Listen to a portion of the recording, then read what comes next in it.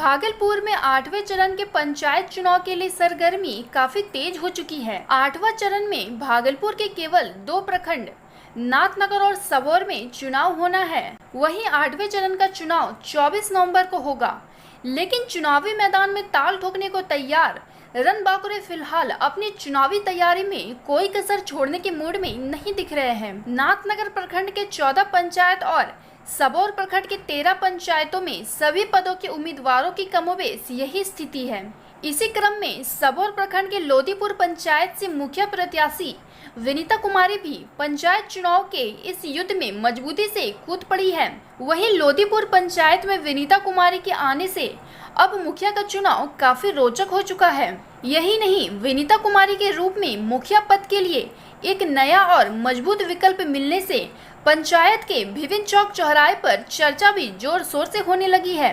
इसी दरमियान में कायतन भारत से बातचीत के दौरान भावी मुखिया प्रत्याशी विनीता कुमारी ने विकास के इस मुद्दे पर मौजूदा मुखिया पर करारा हमला किया है।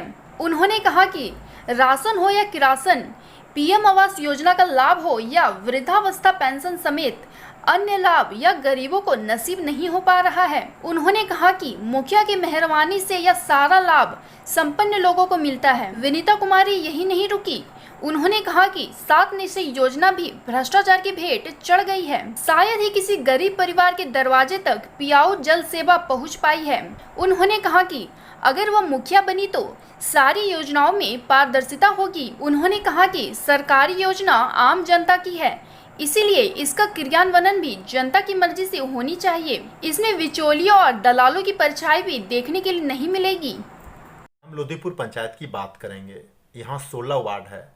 16 वार्ड में मुख्यमंत्री का जो महत्वाकांक्षी योजना है 7 निश्चय योजना, उसके तहत हर घर में नल का जल पहुंचा नहीं। आखिर क्या कारण रहा, क्यों नहीं पहुंचा? मुख्यमंत्री के सारे योजनाएं धरातल पे नहीं उतरे हैं। आखिर क्या कारण रहा? क्योंकि यहाँ पर भ्रष्टाचार बहुत ही फैला हुआ है। वृद्धावस्था पेंशन की क्या स्थिति है? विकलांगता पेंशन की क्या स्थिति है आपके पंचायत में? इसमें सिर्फ धांधली है। जिनको जरूरत है उनको नहीं मिला है, जिनको जरूरत नहीं है उनको मिला है। पैसे वालों को ही मिला है, गरीबों को नहीं मिला है। वर्तमान मुखिया जो है वो लूट खसोट हमारे पंचायत में क्या है। अगर आपको मौका मिले, अगर यहाँ के पंचायतवासी आपको मुखिया के रूप में चुनते हैं तो आप ऐसा क्या करने वाले हैं विकास के क्षेत्र में, वो बताइए। मैं अपने पंचायत में शिक्षा और स्वास्थ्य को जनतंत्र तक पहुँचाऊँगी।